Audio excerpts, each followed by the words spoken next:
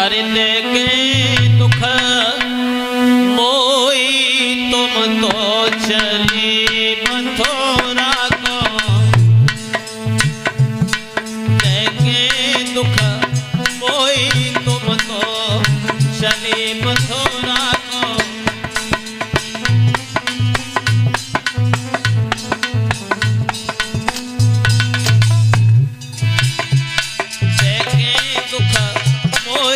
तुम तो चले मथुरा को,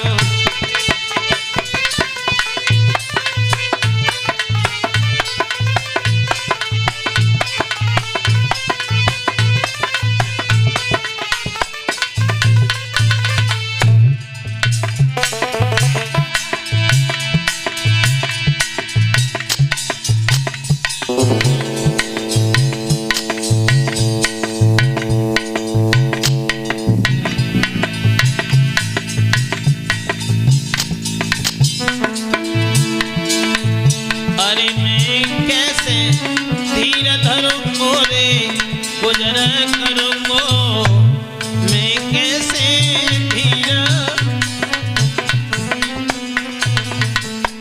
कोई पूछे गुनह बात तुम तो चले मथुरा को, कोई पूछे गुनह बात तुम तो चले।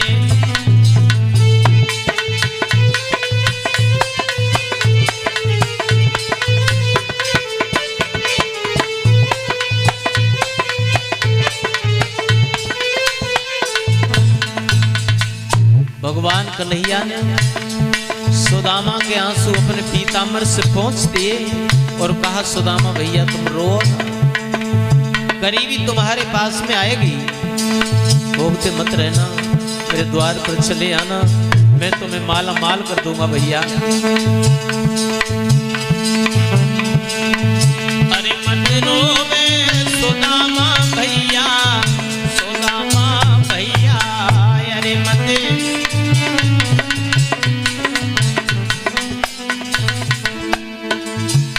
चले अइयो मेरे द्वार, हम तो चले मथुरा को, चले अइयो मेरे द्वार, हम तो चले।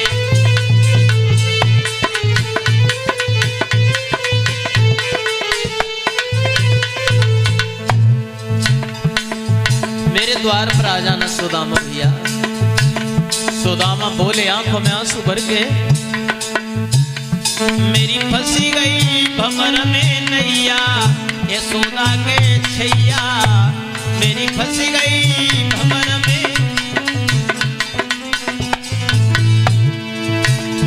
दर्शन मांगो भीख तुम तो चले मथुरा को, अरे दर्शन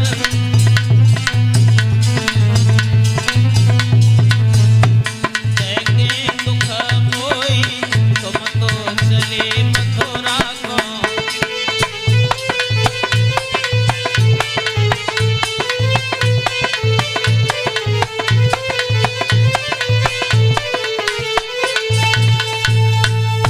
सुदामा को समझा दिया और भगवान कृष्ण लौट करके जब चले हैं मथुरा के लिए, आज मैया देवकी और वसुदेव को सुबह से ही सुंदर शुभ शकुन दिखाई दे रहे हैं। आज हमारो लाला आ रहे होगो, आज हमारो कन्हैया आ रहे होगो।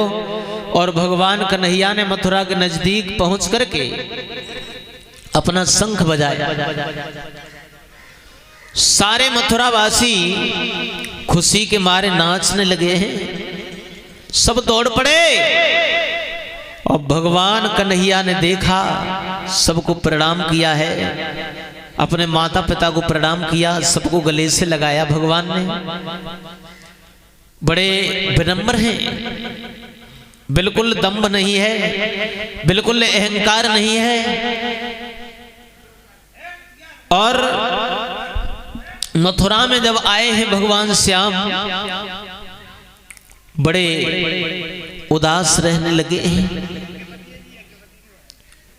बड़े उदास रहने लगे हैं, किसी से ज्यादा बात नहीं करते और महल की अटारी पर खड़े होकर जब अपने ब्रजमंडल की ओर भगवान देखते हैं तो एकांत में बैठ के भगवान बहुत रोते हैं। एक दिन मैया यशोदा, मैया देवकी ने वसुदेव से ये कहा, महाराज आज मैं अपने लाला को अपने हाथ से भोग बना के खिलाऊंगी। जन्म लेते ही मेरे लाला को गोकुल में भेज दिया, उसके बाद वृंदावन में चला गया, फिर मथुरा में आया, विद्या पढ़ने के लिए चला गया, इतने दिन के बाद लौट के आया है, तो आज मैं अपने हाथ से अपने लाला को भोग बना करके खिलाऊंगी। सब सुख नदरानी को ही मिलेगा, मुझे नहीं मिलेगा। वसुदेव बोले तो तुम बना के खिलाओ, मना कौन करता है। आज मैया देवकी ने अपने हाथ से बहुत सुंदर भोग बना के तैयार किया। भोग बनाया, उस थाली में माखन मिश्री को भी रख लिया। यशोदा के आंगन में मेरे लाला को माखन मिश्री बहुत प्रिय था। माखन मिश्री को थाली में रख लिया और जैसे ही कन्हैया के कक्ष में प्रवेश किया, कन्हैया के कक्ष में प्रवेश किया और भगवान के सामने जब उस थाली को रखा और भगवान कृष्ण ने जैसे ही उस थाली में माखन मिश्री को देखा, मैया यशोदा का स्मरण हो गया। जोर जोर से गोविंद रोने लगे। देवकी मैया तो घबरा गई हैं, तुरंत लौट के भागी और वसुदेव से ये कहा, महाराज अरे लाला जोर जोर से रोता है, मैं थाली लेकर के गई, माखन मिश्री को देख करके रोने लगा, वो क्यों रोता है? आप जाकर के पूछो तो सही महाराज, क्या परेशानी है, क्या कष्ट है, वो क्यों रोता है? वसुदेव कहने लगे, देवकी मैं कैसे जाकर के पूछूं, हमने गोद में लेकर के कभी खिलाया नहीं, हमें उनके स्वभाव की पता नहीं, मैं कैसे जाकर के पूछूं क्या कष्ट है, क्या परेशानी है। भक्तों, और तब तक यदुवंशियों के महामंत्री उद्धव आ गए हैं और उद्धव से जब ये कहा,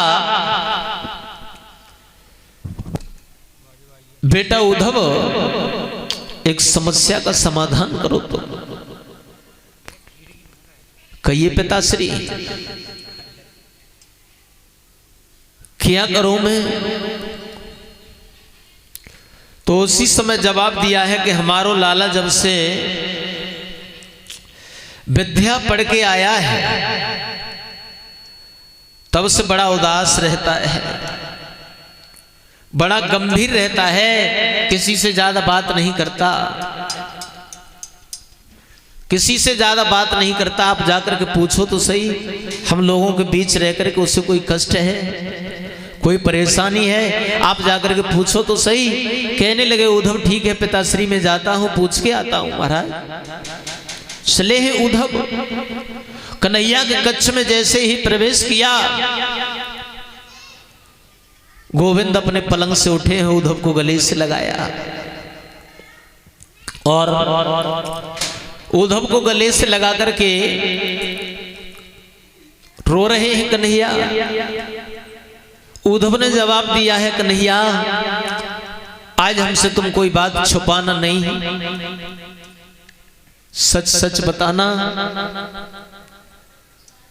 इसलिए नहीं कि मैं यदुवंशियों का महामंत्री हूं, मैं तुम्हारा मित्र भी तो हूं कन्हैया, और मित्र के नाते हमसे कुछ छुपाना नहीं, सच सच बताना, झूठ मत बोलना। उसी समय भगवान कृष्ण कहने लगे हैं,